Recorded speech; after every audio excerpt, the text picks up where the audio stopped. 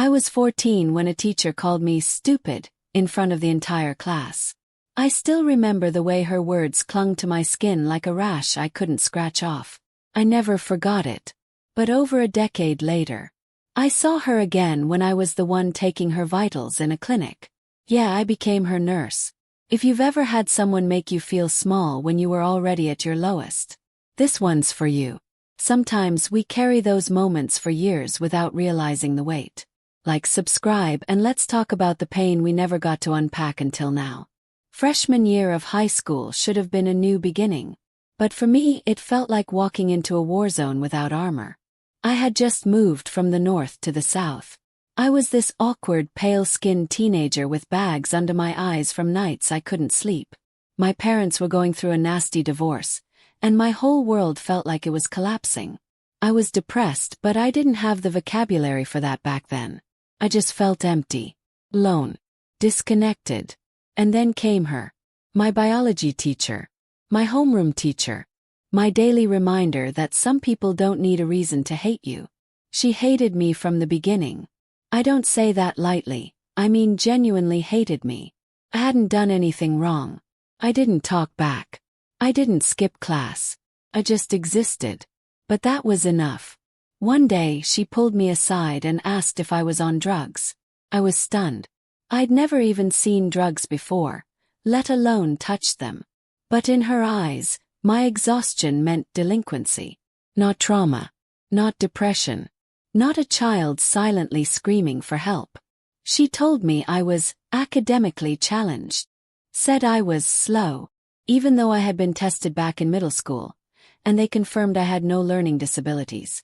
I just wasn't thriving, and how could I when I was drowning in emotional noise? But the worst moment, I still remember it like it just happened yesterday. We were in class, and she was desperate to get someone to answer a question. No one raised their hand, so I did. I had studied. I wanted to try. I got the answer right. And she laughed and said, "Wow, guys, even Sarah got this right. You should have known the answer." Even Sarah. The class laughed. I smiled, but inside, I died a little. That smile was armor. Fake and fragile. Hated school. Had no friends. People looked at me differently, spoke to me like I was less. I missed my old friends. I missed the version of me who hadn't been crushed yet. I did terribly that year. Barely passed. Had to take summer school. And her words haunted me through all of it. I started to believe I was stupid. That I was never going to make it. I'd hear her voice in my head when I failed a quiz or stumbled through an essay. I carried her voice like a curse. But the thing is, that wasn't the end. 'Cause I got out. Eventually. Took time. A lot of time. I worked retail food service. I even worked as a receptionist for a while. And that's not an easy job, trust me. You're the front line, the face, the fire extinguisher for every angry person walking in. I hated it, but I did it. And I kept going. Then I made it into nursing school. It was brutal. I studied my ass off. Cried, I fell, I got back up. But I did it. Passed. Got licensed. Became a nurse. And for the first time I started to believe that maybe, just maybe, I wasn't stupid after all. Last week I was working at my clinic, doing a pretty routine intake. I called in the next patient. I walked into the room and my heart dropped. It was her. She looked older, frilier. Time had caught up with her. She didn't recognize me, why would she? I looked different. Confident. Composed. Married, new last name. Life had added weight to my story that she couldn't see. I took her vitals. Professional, polite. But inside I was shaking. Then I told her my name, my old name. And that I'd been in her class.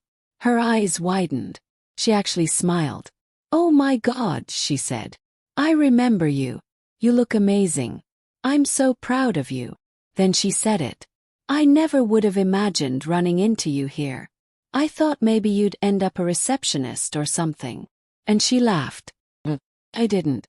Because even now, even decades later, her words still had a bite. She didn't know that being a receptionist was one of the hardest jobs I've ever had. Or that I hated every second of it because it reminded me of how little people think of you when you're behind a desk. She didn't know I almost dropped out of nursing school 3 times because I kept hearing her voice in my head telling me I wasn't smart enough. And she definitely didn't know how much I'd cried over the years, trying to unlearn the damage she helped cause. She smiled and thanked me for my help. And I smiled back. But I didn't feel triumphant. Felt tired. Because some wounds don't leave scars. They stay open quietly, bleeding beneath the surface. Sometimes, closure doesn't come with a big speech or a dramatic moment. Sometimes it comes in silence, when you realize you've outgrown the people who tried to bury you. She's still her. And I'm not who she thought I'd be. That's enough for me.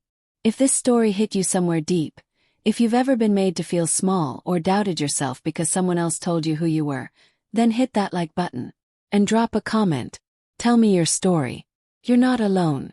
Subscribe for more real stories from real people. Because sometimes, we all just need to get something off our chest.